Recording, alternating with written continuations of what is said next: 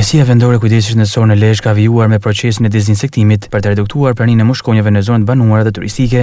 Territorin e ndërhyrje përfshin qytetin e Lezhës, zonën turistike të Shëngjinit dhe lagunën Kunevain dhe trajtimi mbulon 16.5 hektar sipërfaqe ujore si kanale, pellgje, parqe dhe laguna, si edhe puseta dhe bodrume. Drejtori i njësisë vendore të kujdesit shëndetësor në Lezhë, Elson Froku, tha se procesi do vijojë deri në tetor.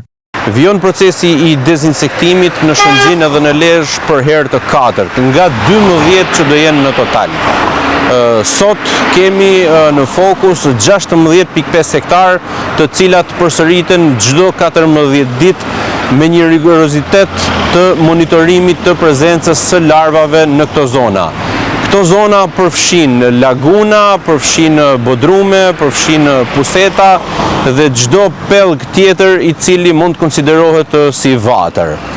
Sot kemi një situatë krejt tjetër nga që kishim përpara se ta fillonim këtë proces dhe fal këtij dezinsektimi po krijohet një mjedis shumë më i këndshëm për të gjithë pushuesit në Bashkinë Lezhë.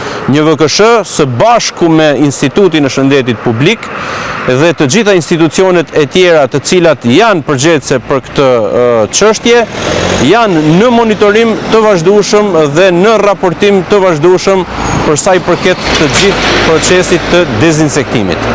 Një VKSH apelon për bashkëpunim me subjekte private, të cilat duhet të jenë të pajisur me certifikatën 3D për të garantuar një kontroll sa më të plotë të vatrave me rrezik.